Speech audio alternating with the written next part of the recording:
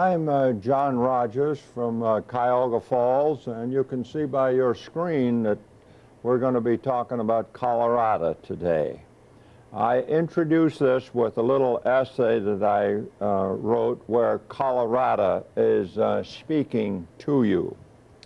Recall all the usual words about me: cool, colorful, silver, gold, the Rockies, the Colorado Plateau, the backbone of the nation, and perhaps a few more. But if your approach is from the east, you're in the last part of the long slant upward from the Mississippi River across the Great Plains to the Rocky Mountains. And you're probably not cool, and the landscape is not too colorful. Different, but not colorful.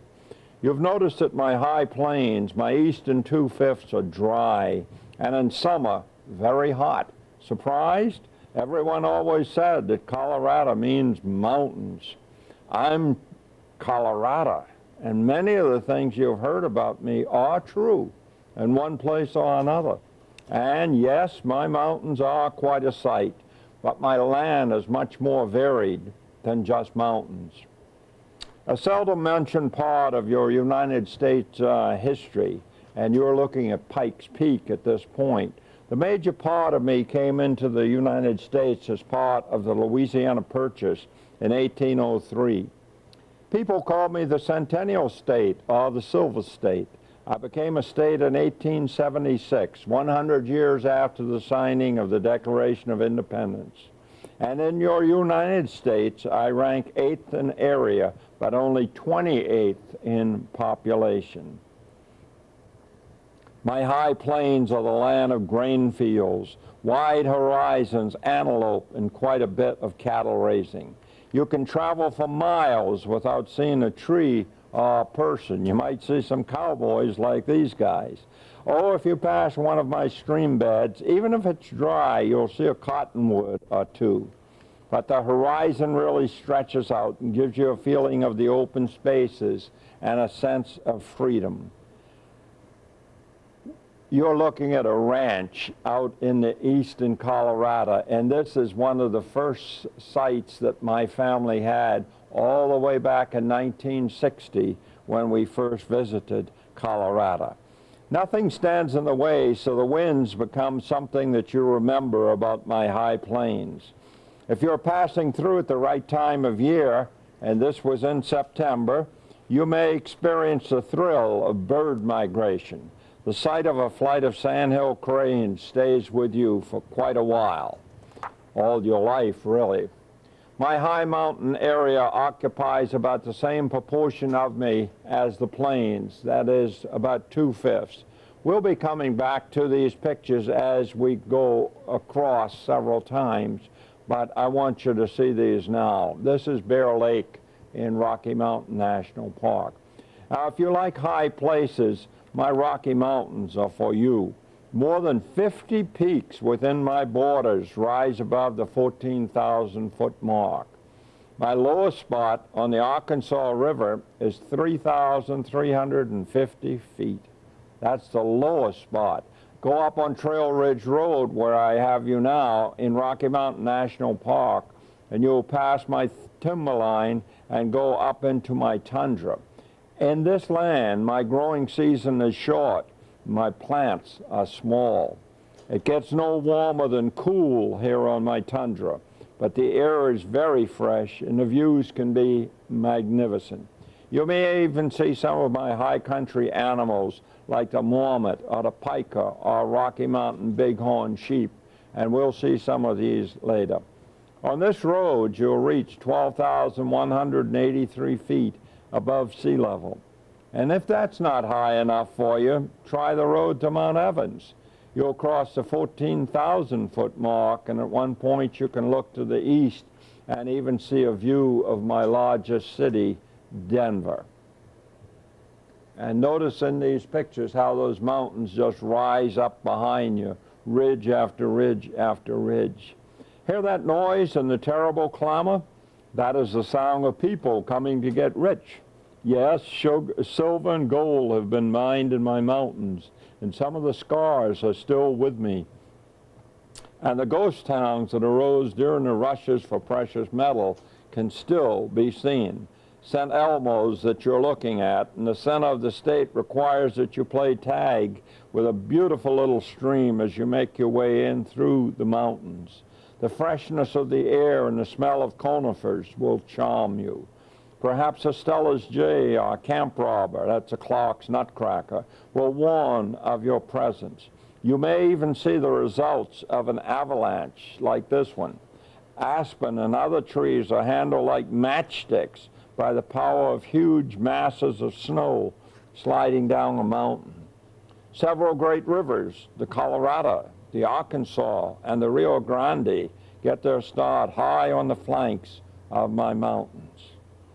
If you like sights that you can recall when life seems dull, take a ride on the highway from Ouray to Silverton in September. My aspens will have turned golden. Perhaps a little snow will be spread across my terrain. There'll definitely be a chill in the air. Now, if you can spend your time your visit into these mountains, my San Juans, on a clear day with blue sky, you'll indeed have a memory for the rest of your life. And I moved ahead a little fast, but one of my surprises is the highest sand dunes in North America. They stand in my south central area, nestled against my Santa de Cristo Mountains, and are measured in square miles. Their height ranges up to 700 or more feet above the valley floor. You know them as Great Sand Dunes National Monument. And in yet another national monument, fluorescent fossil beds, petrified stumps of sequoia are found, and the size is astounding, 13 feet in diameter. Now, since I wrote these words, Great Sand Dunes is now a national park, not a national monument. That leaves about 1/5 of me on the western side for a high plateau, and the valleys and canyons cut in that plateau are a sight to behold. The Black Canyon of the Gunnison, also now a national park, is one of the most dramatic of these cuts. When the mist clears in the morning, you will find your gaze directed downward thousands of feet to the river. And if the air is still, you can hear the river, not roaring as if you were by it, but faintly from a long distance. Ride the road on the rim of the canyon in Colorado National Monument and see stone monoliths hundreds of feet high rising from the canyon floor. And all of these canyons, the wildlife and the vegetation are adaptations to the harsh environment. You'll see gnarled, the ancient specimens of juniper, and some of these make wonderful features on the edges of your pictures. Strange things are found in my arid land. In ages past, dinosaurs lumbered over my swamps and along my slowly flowing streams, and at one time much of my surface was an inland sea. Traces of these times are here for you to see.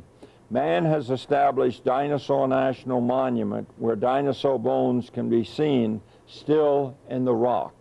Actually, these bones, the ones you're looking at now, are in Utah, while the canyon part of the monument is in my country, Colorado, and this is some of that canyon country, and that is called Echo Park.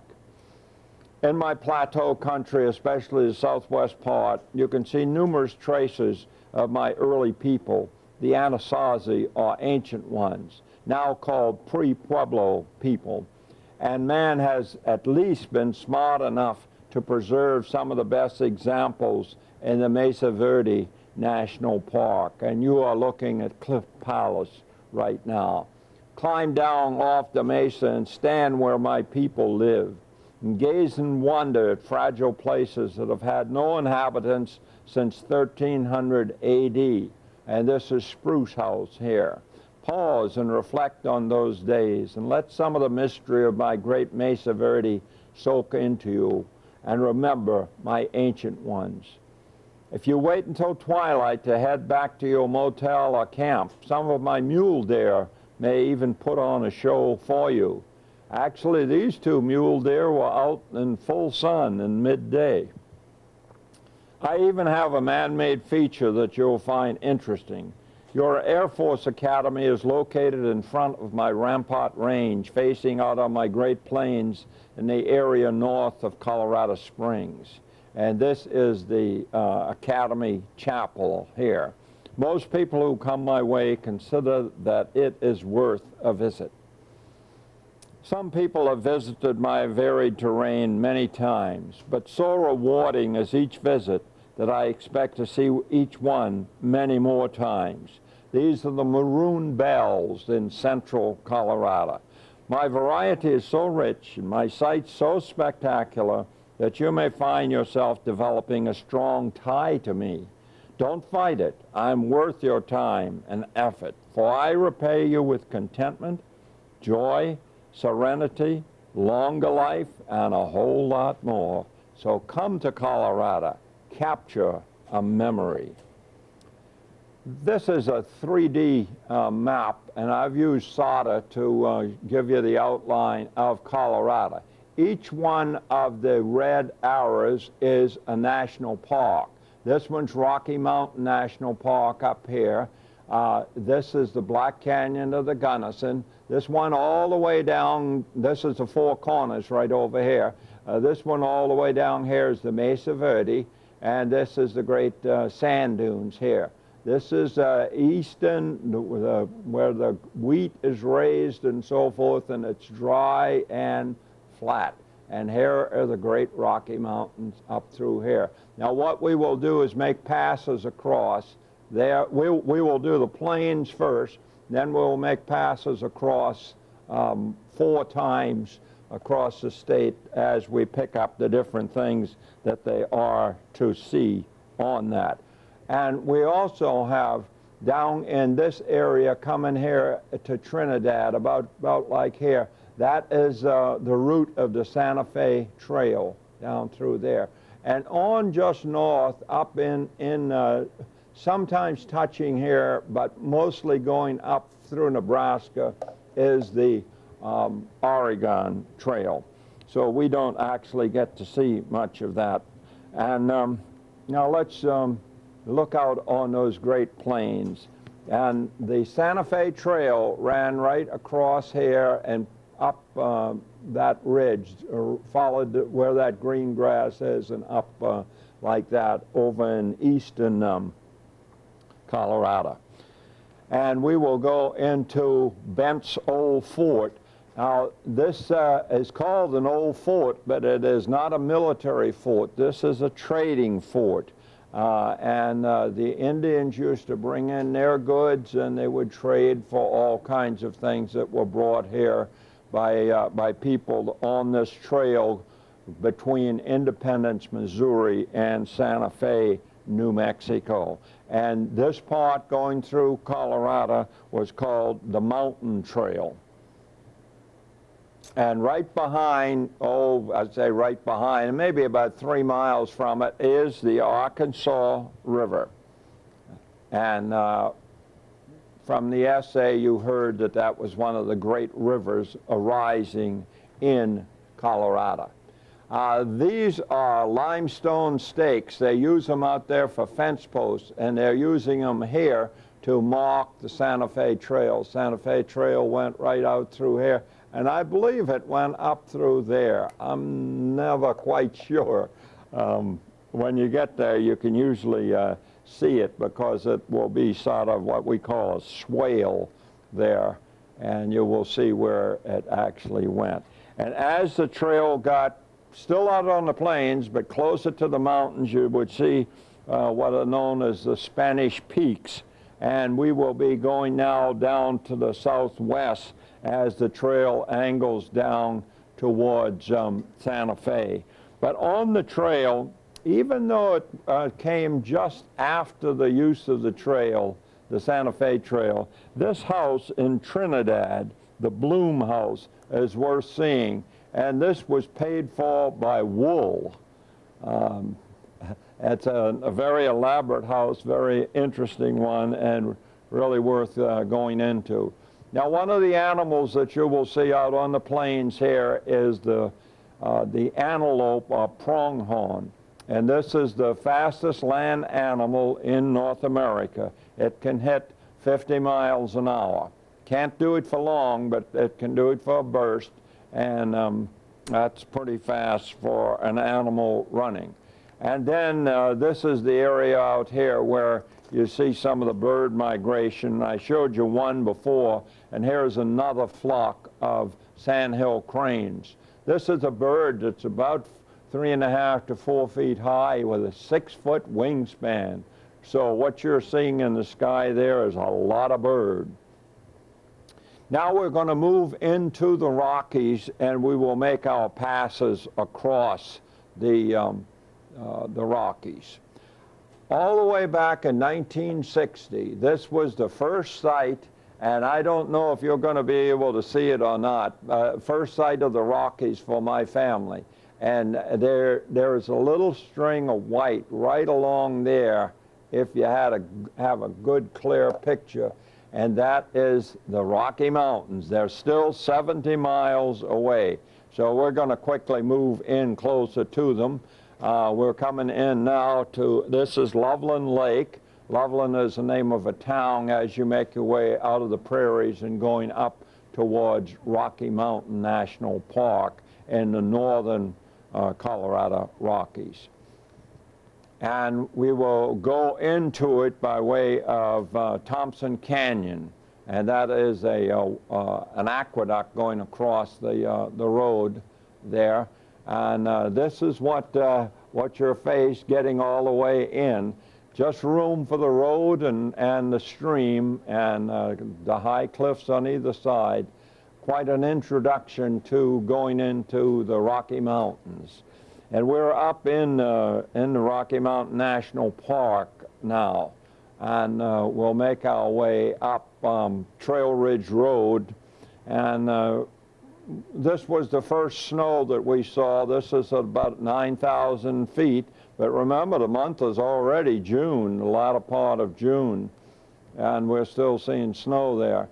And as we go up, you get views where you can look down on the valleys down below, and you can see a patchwork quilt of cloud shadows down in this one.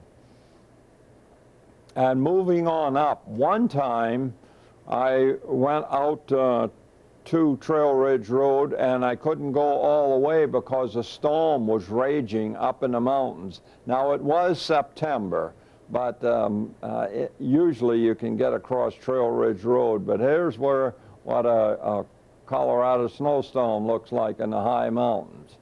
On a more pleasant day, this is what it looks like as you're coming up and past tree line, timber line. And we are at about 10,500, maybe 11,000 feet at this point, making our way up. And we're on Trail Ridge Road, and we're at approximately 12,183 feet. That's the high point of the drive, and we're not more than a half a mile from that.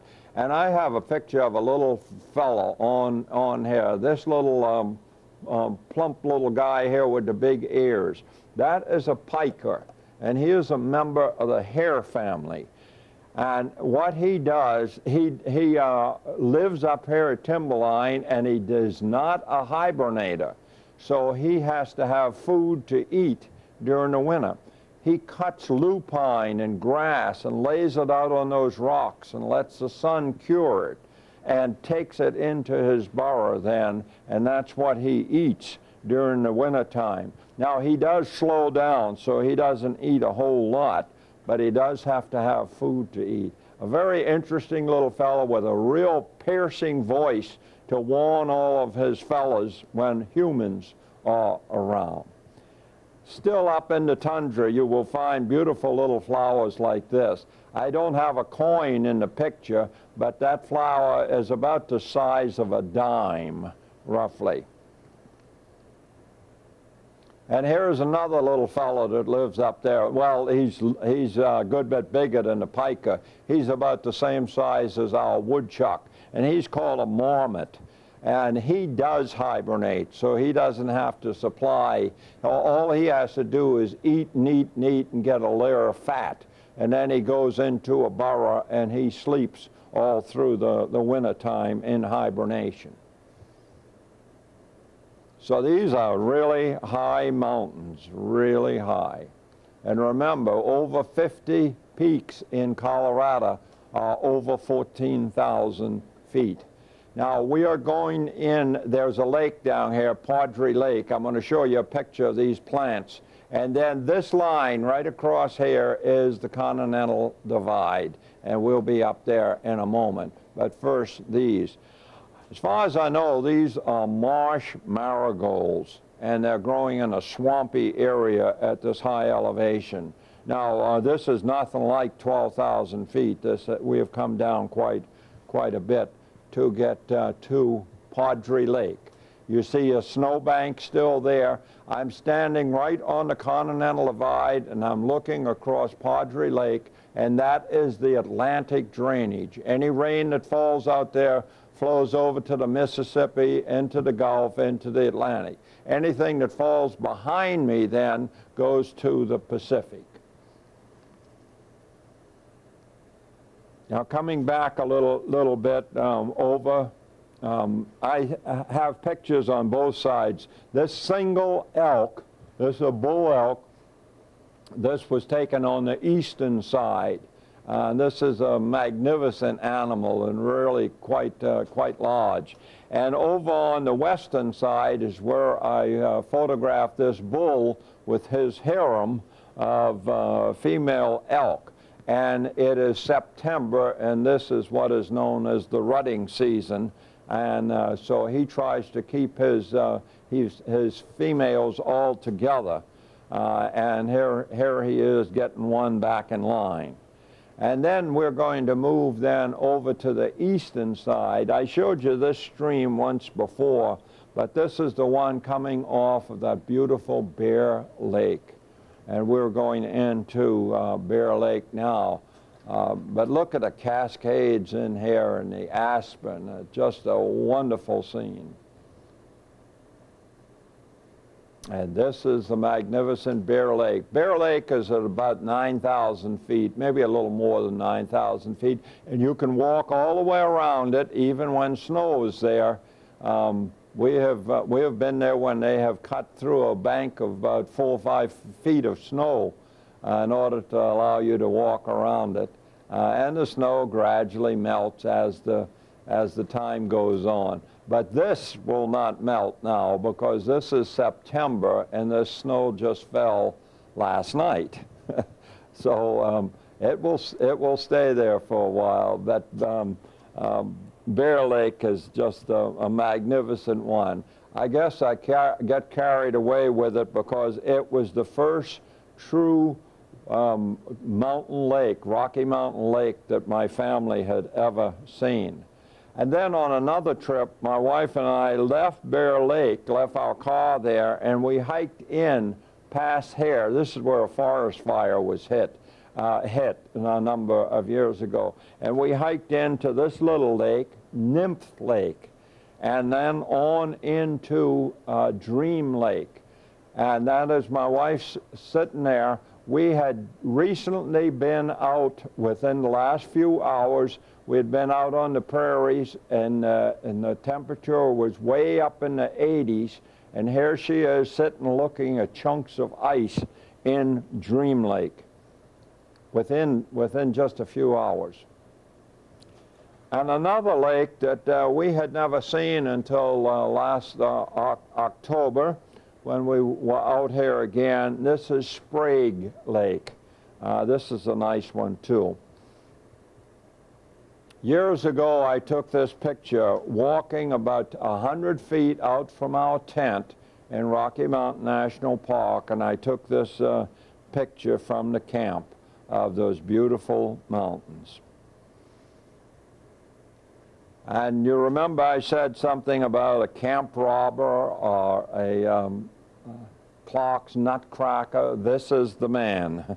And this bird loves shiny things, and he does not differentiate between aluminum foil and sterling silver.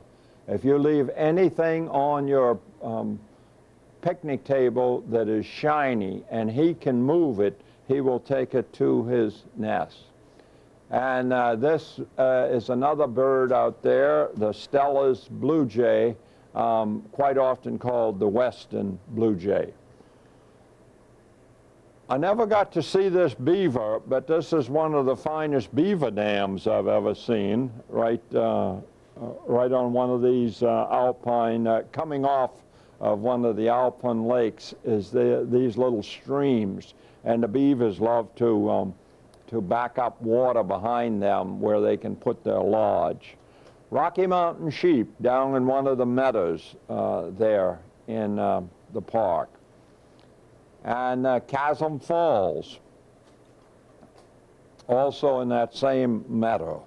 And that meadow is a good place to see elk also. We're on the eastern side of the mountains now, and the month is September, and that is a mist in the background, but these are aspen turned to gold, whose leaves have turned to gold. Now, leaving there, we followed a dirt road through the central Colorado and got these views of the Colorado River. That's the river is right down in here, and this is where a railroad runs, and we're up on a dirt road overlooking that. Going on just a little bit further, now you can see the river all the way through there, and there's a ranch down below and so forth. We have played tag with the Colorado River quite a bit. Now, we're going on that first pass across now, and I have taken you actually out of Colorado over into Utah, because that's where the visitor center is, and that's where you have to go to see the bones, the dinosaur bones.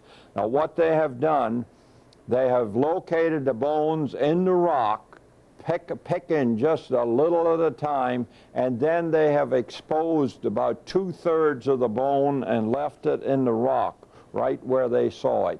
This is called bringing the bones up in high relief. And the only people that are allowed to go over that side are the rangers when they're explaining things. And look right behind this ranger at that huge dinosaur bone. And today now, after they got through all of that, they let you touch this one. They tell you to rub your hand on that, and that's my wife's hand there. And 130 million years ago, that bone was part of a dinosaur. And you are rubbing it today, and it's still in the rock where it was found. Really interesting stuff. Now we have moved back into Colorado, and that was the only move out of Colorado, but these two are tied so tightly together that I feel okay taking you to Utah. This is Echo Park, and that's Steamboat Rock, and the river that's coming around it is the Green River. You'll find all kinds of contortions here. This is really beautiful canyon country here in northwestern Colorado. And some of the contortions that the rock went through in the Great Rocky Mountain uplift. And the uplift didn't just uplift, in a lot of cases, like where the dinosaur bones is, it tilted the rock also. And that is the Green River flowing there in front of this contortion. And looking west now, that is also the Green River heading over. It will go very close to that visitor center where the bones are before it heads south and goes on down and ultimately goes into the Colorado River. Now we're going to make our second pass across, and we're going to start with Mount Evans. We're roughly in the latitude of Denver at this point, and we're just above Echo Lake. This is Echo Lake down here. we have come up on a road coming through here and have come up, and we're already in tundra. And you just have to keep looking up, up, up, and you see how high these mountains are. Now, Mount Evans, which we're on now, we will go to 14,264 feet to the top. And we will drive to 14,100 feet on paved road. So let's go on up and have a look. Beautiful countryside. Oh, man, this is really, really something. We're looking north now, and you can see all kinds of ridges there. And now this is the one where you can just make out a little bit of Denver over here, right in here and right across here. This is the northern part of the city of Denver. And then here we'll come to the stunted trees of timberline. The timberline trees really are very fascinating, and they get that way because of all the high winds that they have to contend with. And as you look across, you can see where the trees stop. Now, timberline is not just one flat line straight over. It depends on all kinds of things. Soil type, how much water hits, and a number of other things. But you can see where the trees stop growing and the tundra begins. Still going up. Now, sometimes you go up Mount Evans and they won't let you go all the way because the last few miles get sort of treacherous when they get icy, snow, icy, holes and everything else on them. And you might only be able to go up to 11,000 feet, but go back another time and get all the way up to the 14,000 foot mark, because boy, it's really neat. And here are some of the animals that you will see along the way. These are Rocky Mountain bighorns. Here's a neat one. He's starting to get that curl in his horn, and he will have it in time. Maybe he has it by now. And here's a little pond high up, and we're almost to the top now. And that little old pond freezes all the way down to the bottom. Snow on the tundra. And you can see by the looks of it that it has been whipped and whipped and whipped by high winds. And this is the little lake called Summit Lake. Now, I have seen this thing frozen, but I've also seen ice fishermen out on it. And I can't believe there are any fish in it. It must freeze all the way to the bottom every year. But, oh well, to each his own, I suppose. Also on Mount Evans, now they had to reintroduce these, and these are mountain goats. Mountain goats are very good at, they're phenomenal on how they can jump and how they can handle the rocky, slippery surfaces. And here is a nanny and her little kid, and it looks like from here to eternity over on the other side where they are. And it probably is. See, we're right up on the top of the mountain now, and here's another mother with a couple of kids. She will have the youngest, this year's kid will not go more than about 10 feet away from her. She will have the previous year's kid with her, and he tends to get a little more frisky, and he will stay further away from her. But they both depend on her yet. Now, we've come down off Mount Evans. We're still going west in that same latitude, more or less, and this is the town of Georgetown. It's an old silver mining town, and they've done a magnificent job on restoration here. And just to give you an idea, of where you are, this is I-70. See the truck on it there? And you can get to this place very easily.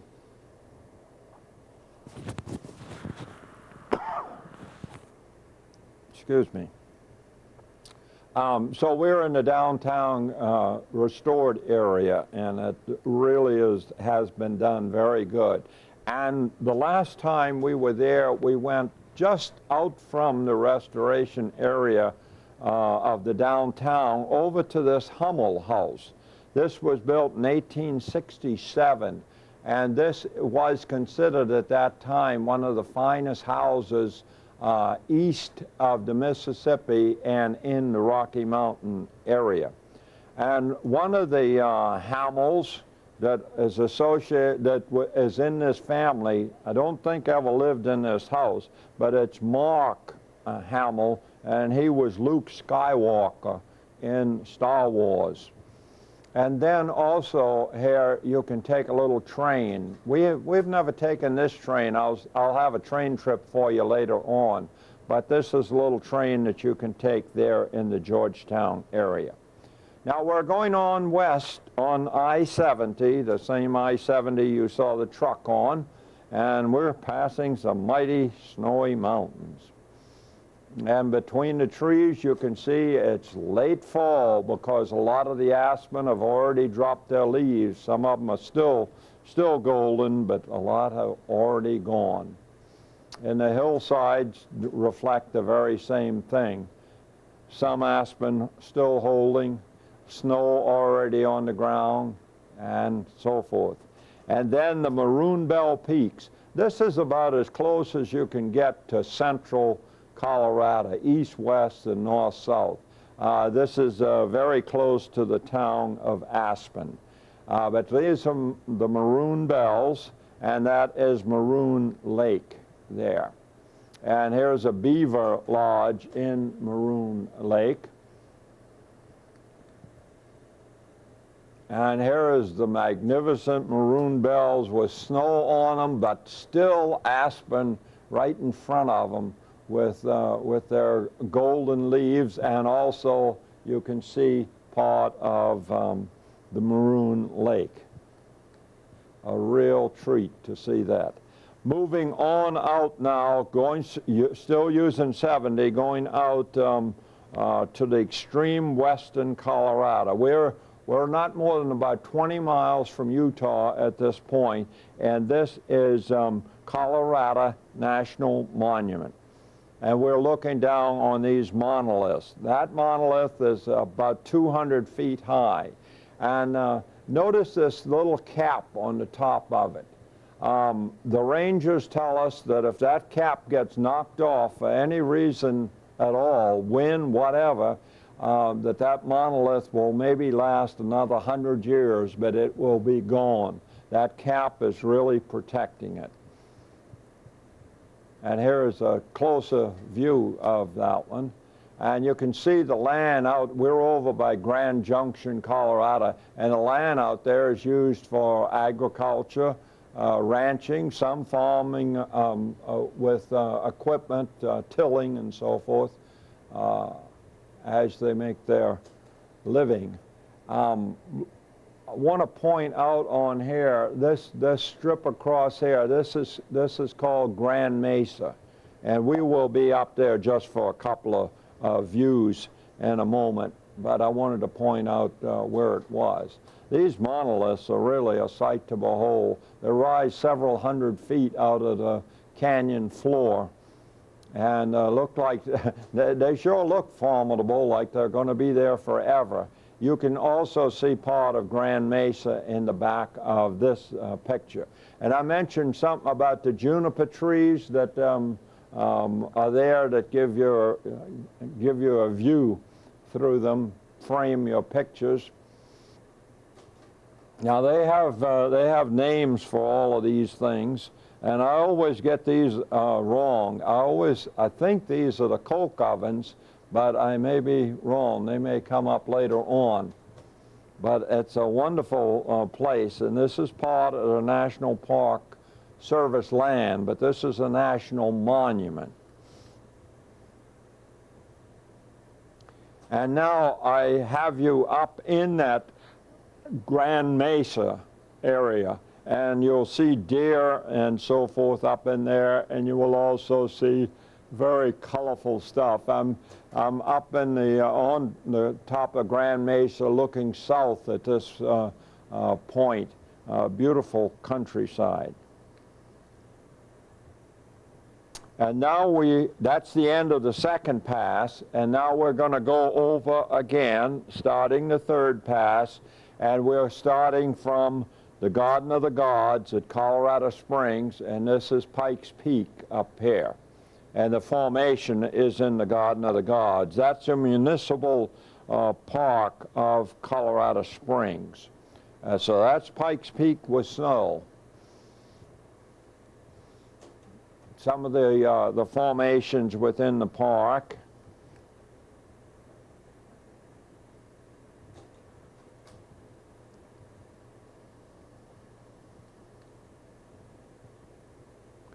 Now I have through two rock cliffs, I have Pikes Peak framed in the background. And this is a nice saucy western bird. This is a magpie.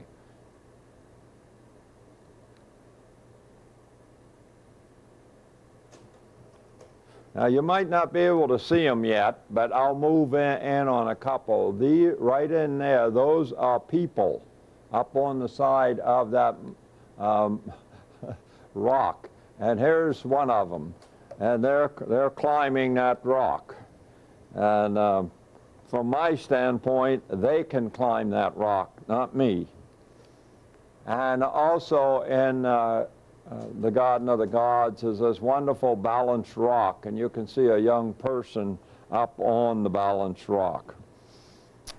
Now, Colorado told you that there was also a man-made feature in this area you might want to see, and that is the Air Force Academy.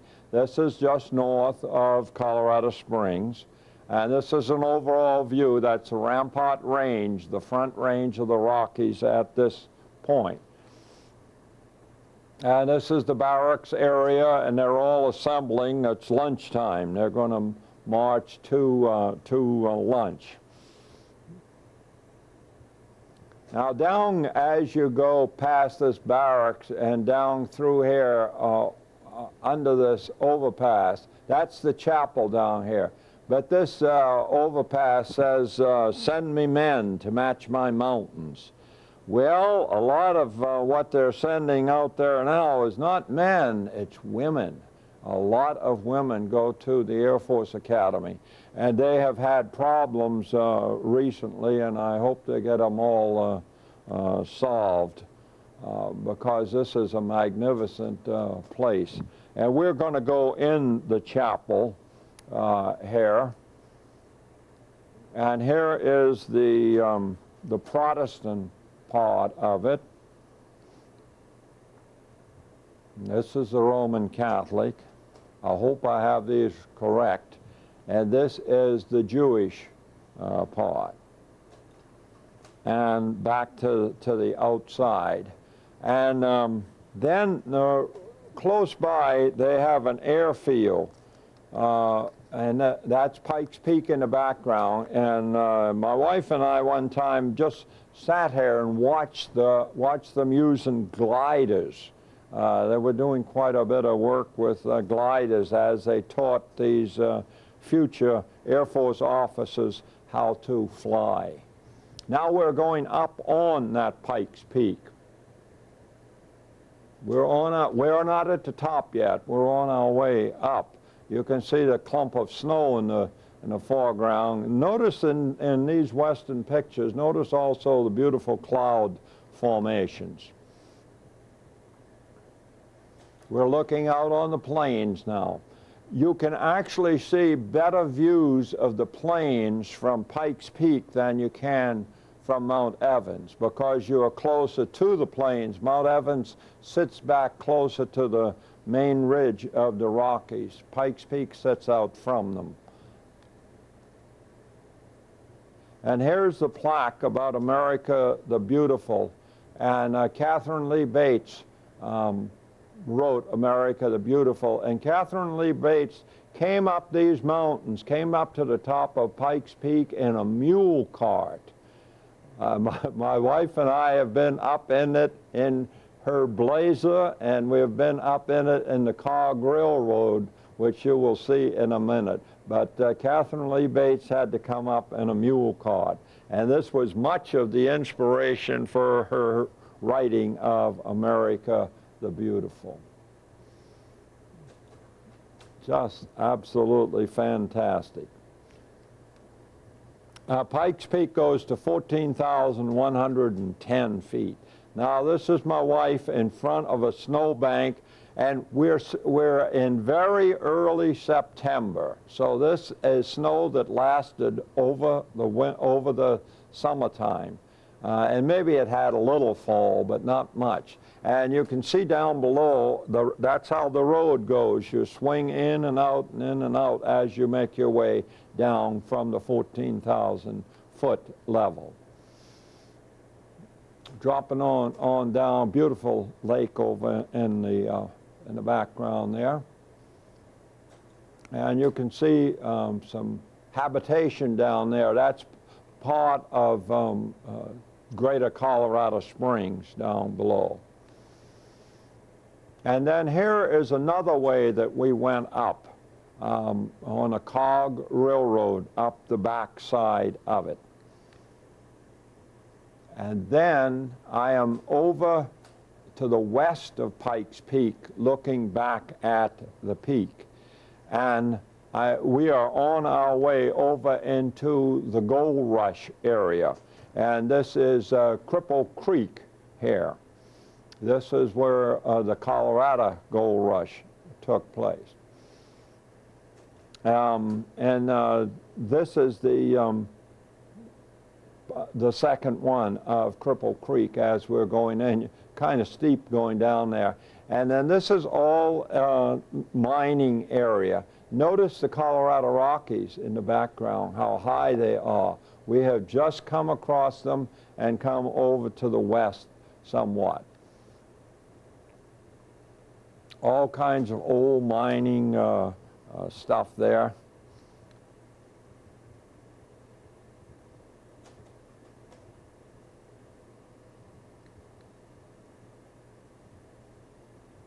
And this is the little town of Victor. And I have this labeled as the town where Lowell Thomas got his start. Now we're going to another place close by, and that is called the Royal Gorge. But before I show you the Royal Gorge, I went just west of it to get a picture of these people on their rubber rafts, because I have a reason for doing that when we get to the Arkansas River. That's the Arkansas River, but when it goes through Royal Gorge, I wanted to show you something. I wanted you to have that in your mind. This is the Royal Gorge. That beautiful bridge goes across and stops. There's no highway that goes, picks it up. And all the way down below you can see the Arkansas River and the railroad. And this is the bridge going across, and yes, we drove across. It goes over to a picnic area and so forth, and then you come back over. And when you buy your ticket, and it does cost you to go in here, you also get a ticket for something else. And what we got is this incline that will take you right down to the river's edge.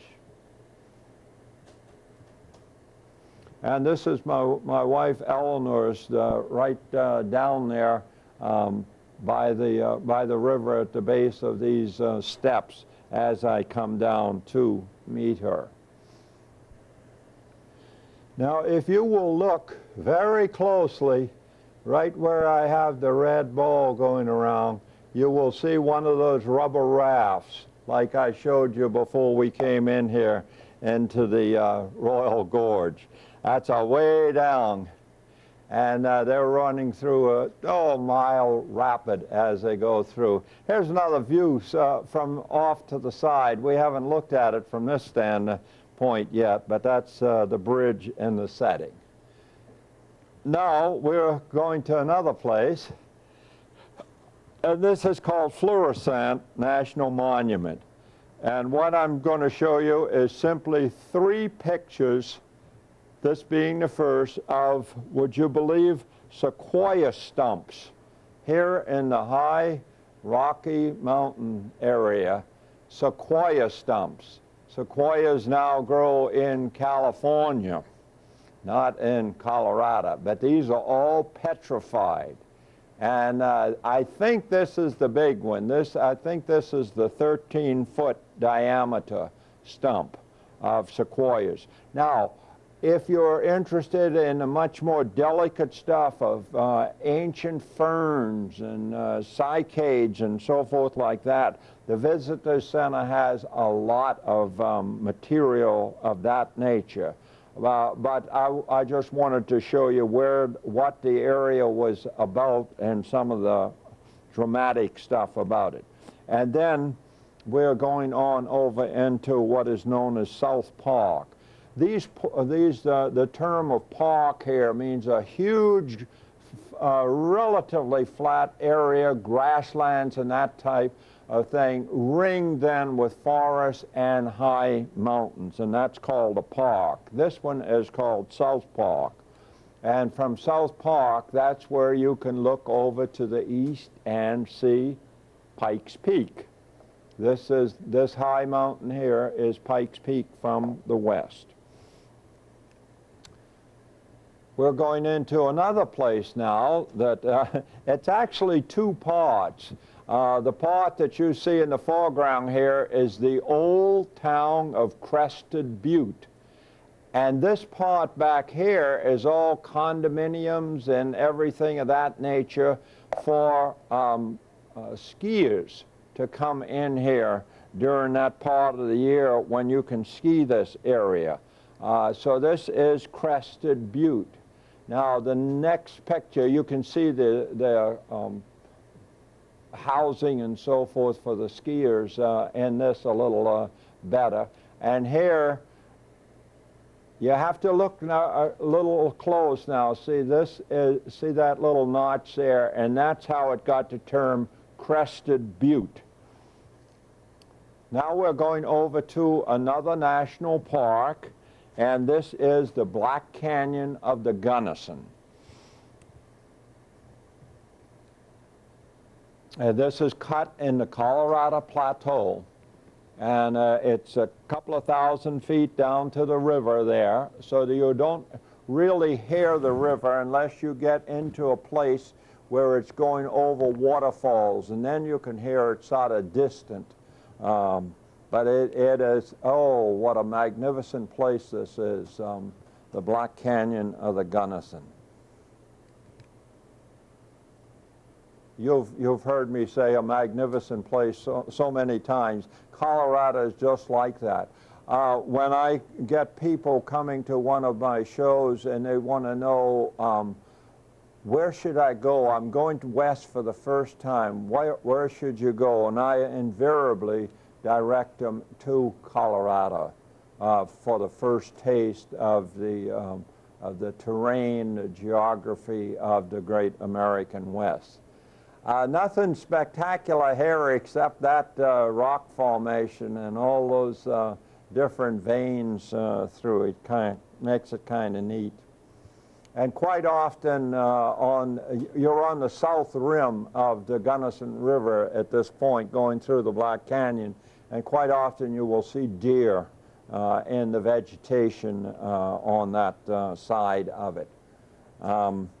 And here's a view I like. This is right at you don't see the cut, but you can see the tops of the ridges, and then get those beautiful white mountains over in the background, white with snow, that is. Now, we have an argument, we're not quite sure, but we think that this is the tree that Harve Presnell was hanging on when he was singing in the magnificent, the Unsinkable Molly Brown movie, because part of it was set here in the Black Canyon of the Gunnison. Okay, now that is the third pass over, and now we're going back east and start the fourth pass over, and this will take us way down in Colorado. I just love the cloud effect here as it hung over there. Now here you can see, looking over towards the mountains, we're still out on the plains. Oh, the plains encroach here a little bit more than they did up north, and you can see the desert yucca here.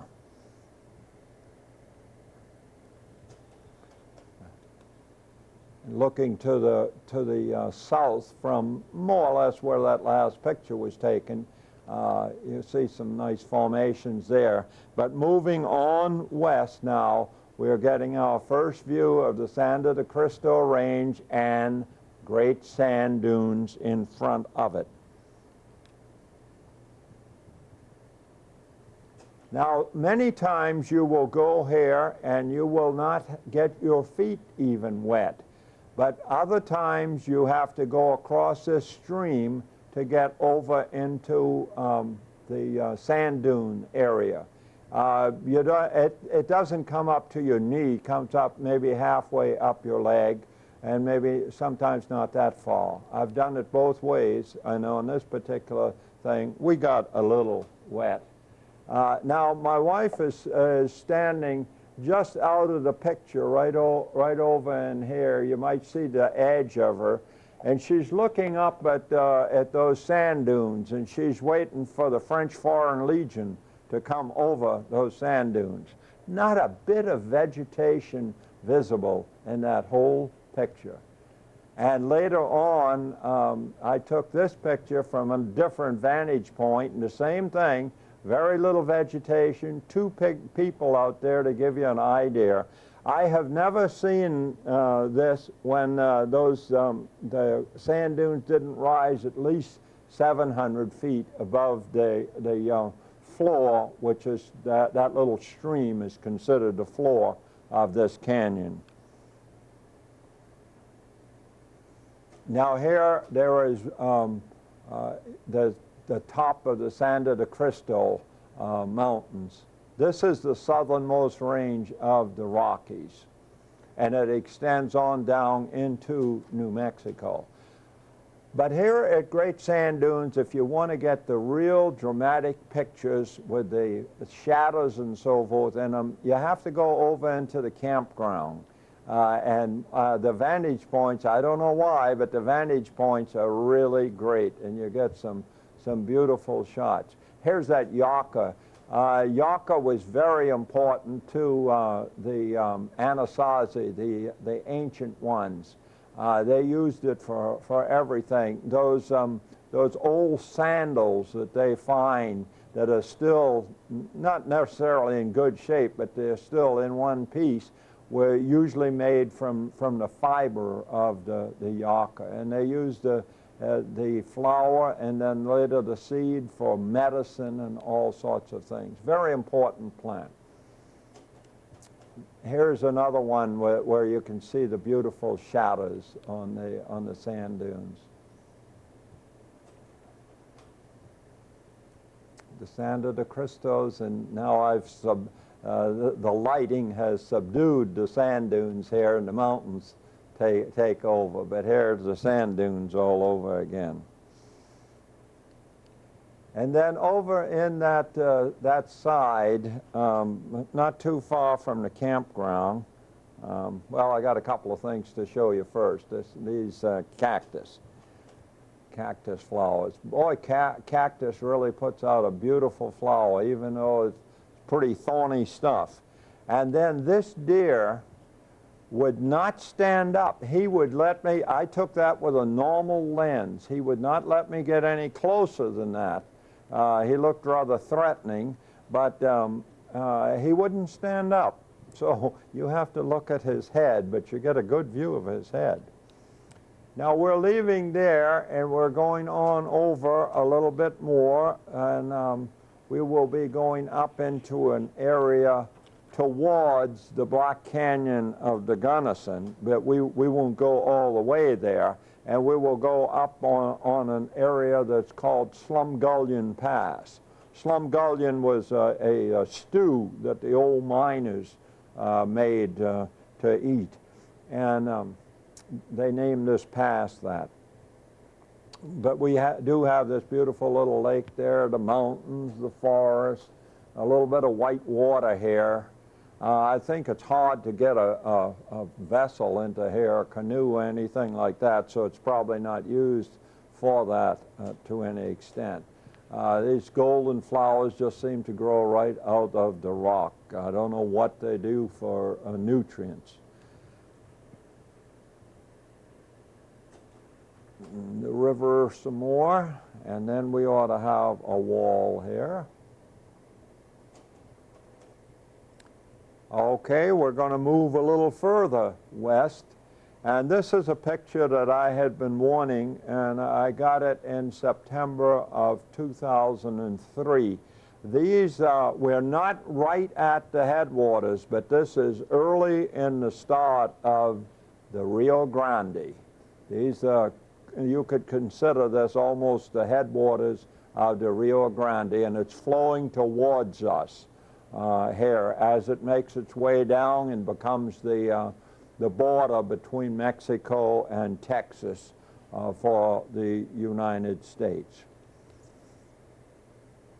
Going on over Wolf Creek Pass area. We're still on the eastern side, and we will be moving up a little bit, and you can see we had a little bit of snow. We're up at the pass now. And this particular year, the aspen are turning nicely. Nice ranch down there.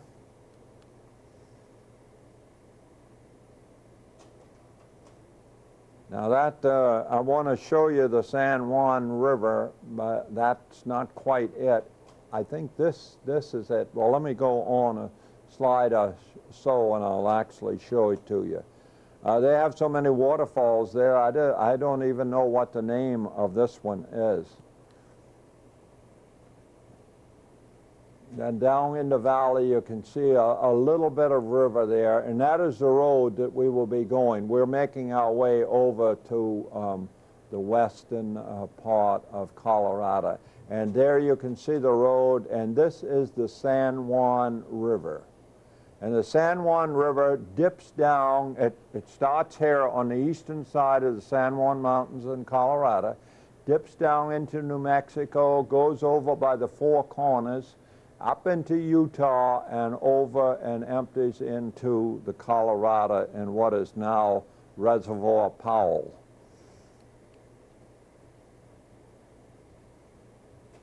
Now we have come over to the Mesa Verde. We are up, starting up the incline up to the high part of the Mesa Verde, and I'm looking to the east again. Here are some of those mule deer. Note the big ears on them. And then we go in, and here is Cliff Palace. Cliff Palace is the best known, and it's well preserved. And notice how the top of that thing is very flat, and that is the mesa, and Mesa Verde means green table. So it's flat on top, and it has a lot of scrubby vegetation which gives you the green. And then under there is an overhang with a sort of a notch, you might say, under it, and that's where the Anasazi built their places. And this is Cliff Palace, as I said, the best known, and one of the neatest ones to go to. Now you have to be good on steps, and you're going to come out of this place on a ladder, so you have to be prepared for that. These circular places here, those are keevers. Those are for religious ceremonies, and they would have had boughs across them, so the top was covered. And you're not allowed to walk just anywhere, but they have very good places, and you can really see everything from the walks where you have. And you have to go in here with a ranger. Now I've come. We came down. We came down into here first from this side, and we're going to go out behind me, and we have been over there and they've talked and so forth. Now this is looking down into one of those keevers. Fire was very important in these ceremonies, and there would be a fire in this pit. But this little hole, oh, you can't see it in your picture. There's a little hole right down in this area, and it is called the Sipapu. The Sipapu is the ceremonial connection with the underworld. Underworld, not with the connotation that we usually have. The underworld is where they came from, where the people came from. And so these two things, the fire and the Sipapu, are very important to these people in their religious ceremonies. Now I mentioned that you had to use a ladder to get back up on top of the mesa, and I'm on that ladder looking back down, and there is another group down there now to look at Cliff Palace. Beautiful flowers up by the parking lot as I came out of there. And here is another ruin. Now this is not one that you go down to because there's just no facilities there. You would have to go down on a rope and come back up on a rope. But there are a number of these around, and they will have places where you can walk out and see them. And then over by the Visitor Center is the Spruce Tree Lodge. Now, Spruce Tree was misnamed because there are no spruce in the Mesa Verde.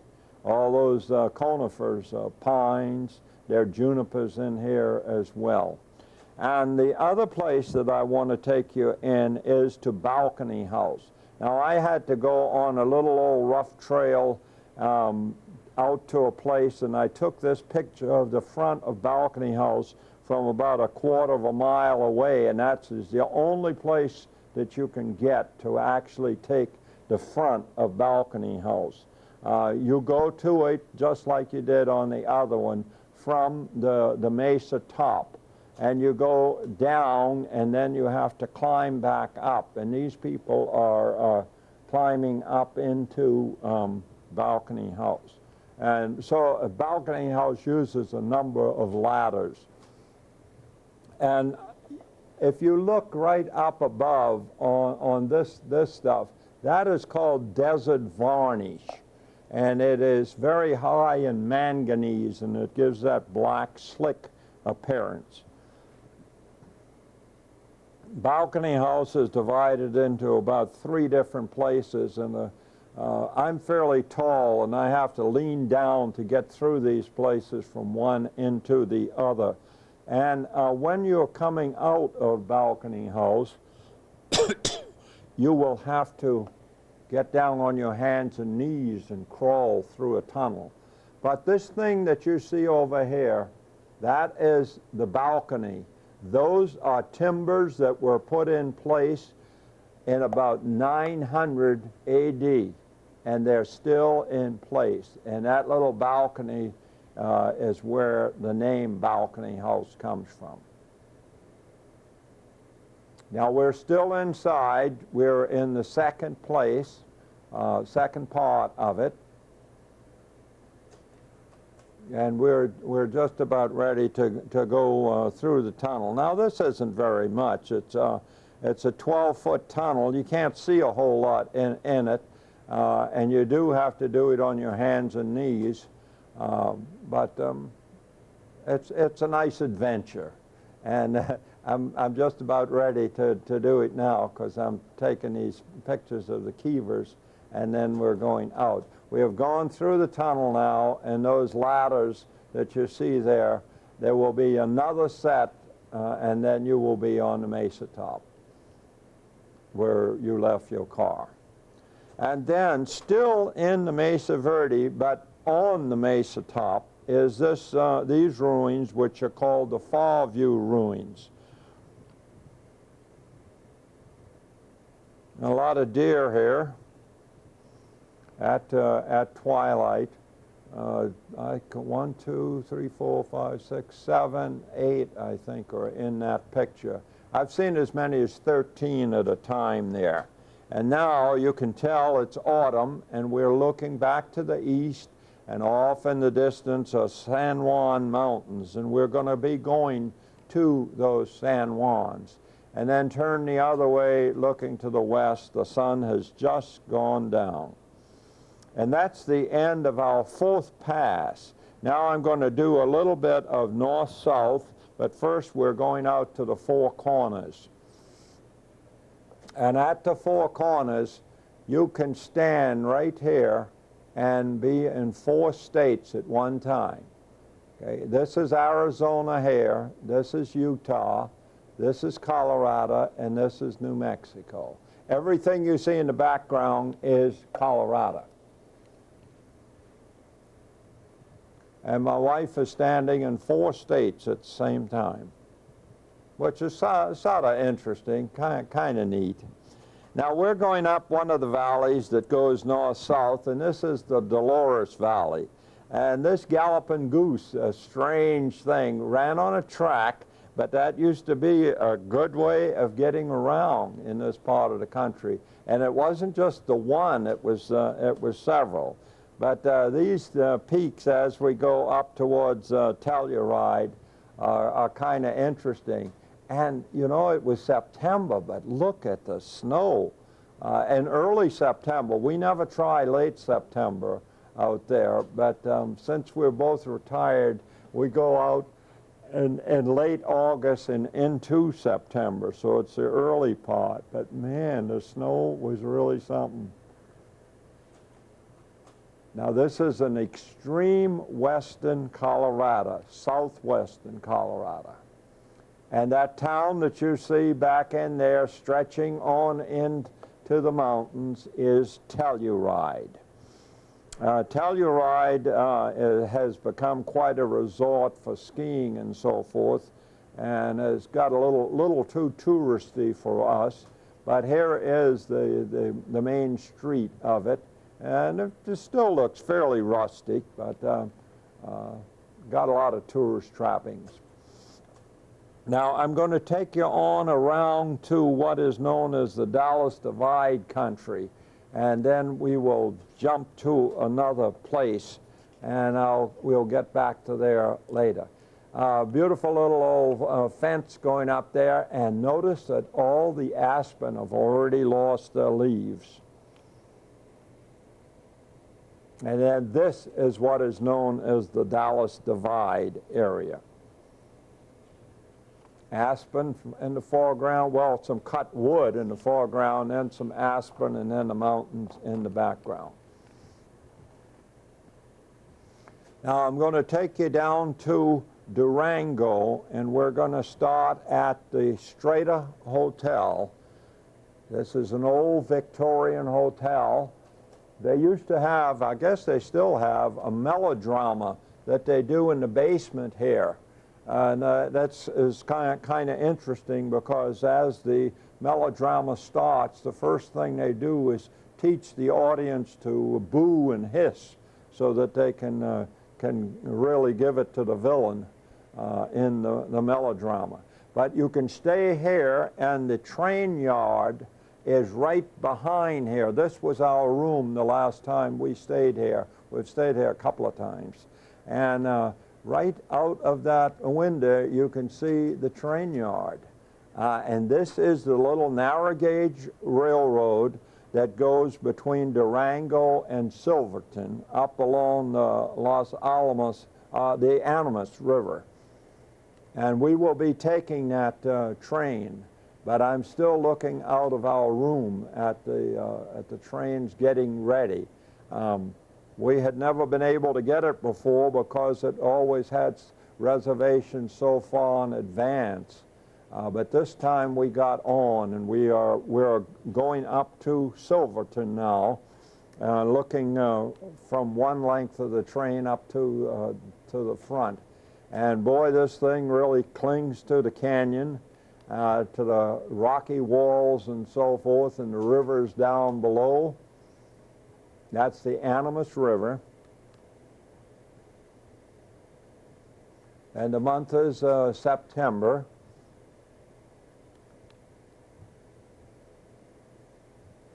You can see Aspen have turned to gold again.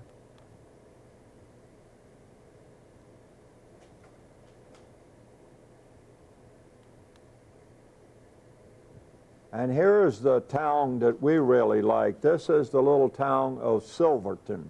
We have come here on the railroad right now, but we have also come here a number of times in our vehicles, our car, or now our vans. We have come here to Silverton. And it has retained a lot of its flavor, which is really neat. Now we're going back down to Durango on the little train. They give you several hours, and in those several hours you can shop, you can walk the streets of Silverton. It's not that big, and you have to get lunch, and then you get back on the train and you go back. And here is the wild Animas Valley, at that Animas River at that point. And now we've gotten past that part, and it's opened out, and we're almost back down to Durango. Now I want to take you on the road just west of the sand dunes and take you north along there, because that's where a lot of the high peaks are. That is a beautiful cloud that I photographed right by the sand dunes. And I'll be taking you up that road. It's Alamosa to Leadville Road. And many very large peaks, over 14,000 feet. Here's an interesting one, though. This little river running here, our road is running here, but see this notch cut right in here? That's where the old Leadville stage used to run. There was a road there. Nothing could run there now. It would have to be repaired, but the Leadville stage used to run in that notch.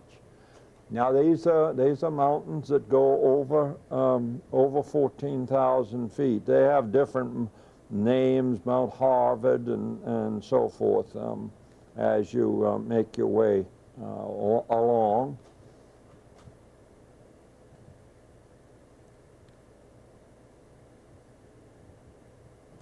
It's a real beautiful road if you love high mountains and like to see them from a level road. This is a pretty good way to do it.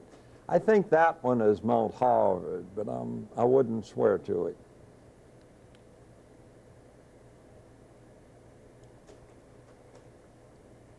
And all kinds of agriculture and ranching, horses and so forth, out in this valley that we are running through as we make our way up toward Leadville. And you go on the road like that and you wonder, where are they taking us? How on earth are they going to take us through that mountain?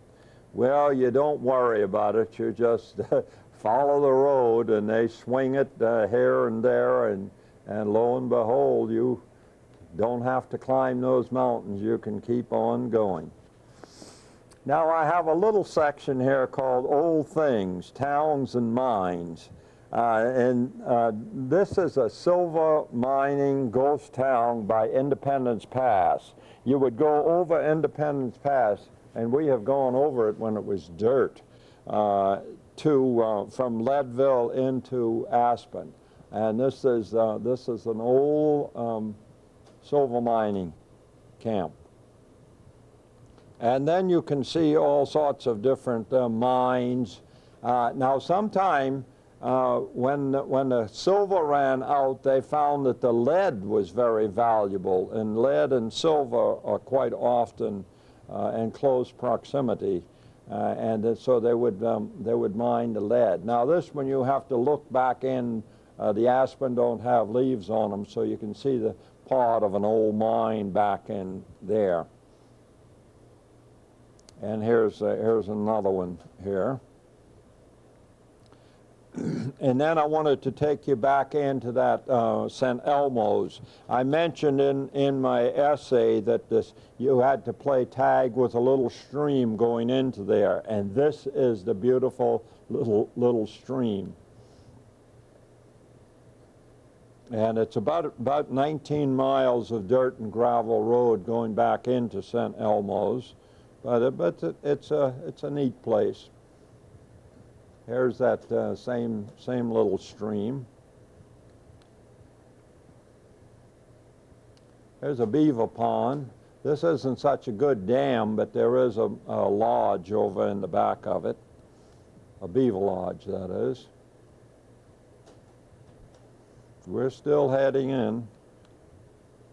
And here's that avalanche area that you saw in the opening slides, where the aspen are just handled like matchsticks. And then three different views of St. Elmo's ghost town.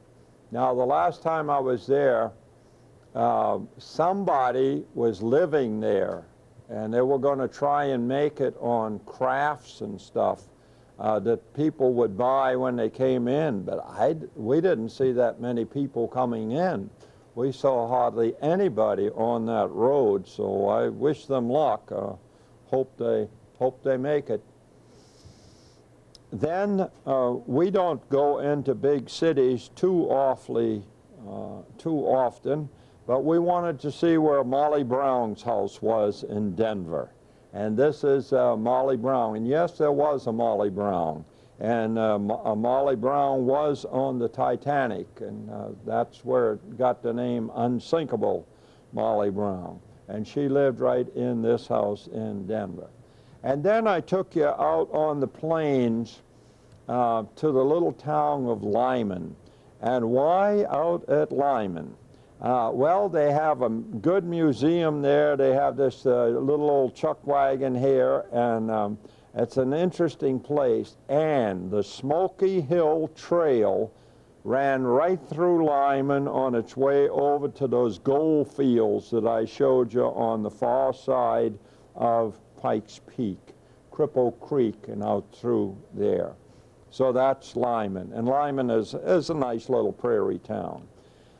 We were coming along, heading over to Trail Ridge Road, Rocky Mountain National Park, and my wife spotted these three chuck wagons lined up side by side. She thought, hey, you ought to go back and take a picture of that. So I swung around and went back, and it does make an interesting picture. Those are today's chuck wagons. And then the beautiful, here's a farm, rancher, I guess you would call them. And you still can see some cattle raising done by cowboys out west. I showed you just a little bit, and here's another shot. Then we are going over then, and one last trip I want to take you on. This is the most scenic drive that I know of. It goes through the San Juan Mountains, and it starts at the Dallas Divide. So I stopped you at the Dallas Divide, and I'm picking you up here at the Dallas Divide, and then we're going in through Ridgeway to the little town of Ouray in the San Juan Mountains. Beautiful stuff. And here is the little town of Ouray. Now, there's not too much to see at Ridgeway, but Ridgeway is out there, and we have come in here, and we are now up in the National Forest on the road to Silverton, looking back down at Ouray. You'll find cascades, you'll find falls, you'll find streams flowing and all kinds of situations here. The mountains and the golden aspen, if, depending on the time of year that you're there. Great stuff, great stuff. Two views of the mountainside in autumn. Really pretty. And then I have this one labeled as bare aspen and snow-covered mountain. And that really describes it.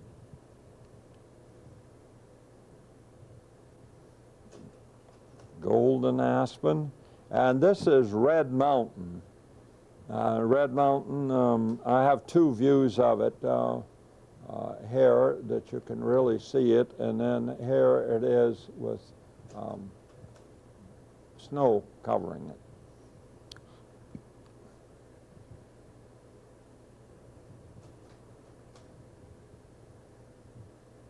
We're making our way, we're going south now. We're making our way down to Aspen. Not Aspen, Silverton.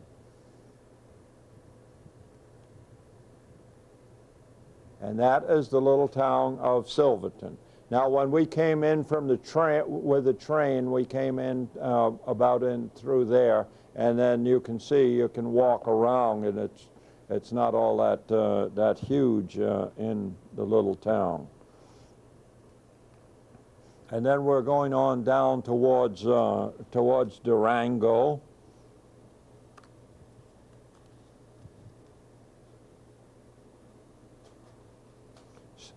I have this one labeled as a snowy mountain scene.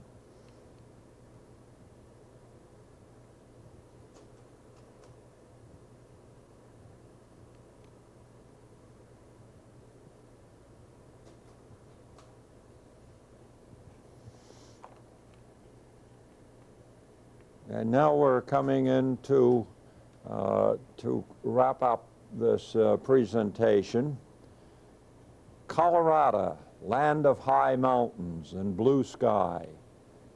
Colorado, mother of great rivers, the Colorado, the Rio Grande, the Arkansas. Colorado, land of varied terrain, high plains, alpine meadows, tundra, red rock. Colorado, home of high plateau countries and deeply cut canyons. Colorado, land of the Anasazi, the ancient ones. Colorado, collector of the highest sand dunes in North America. Colorado, land of the aspen that turns to gold. Colorado, come, capture a memory. Thank you.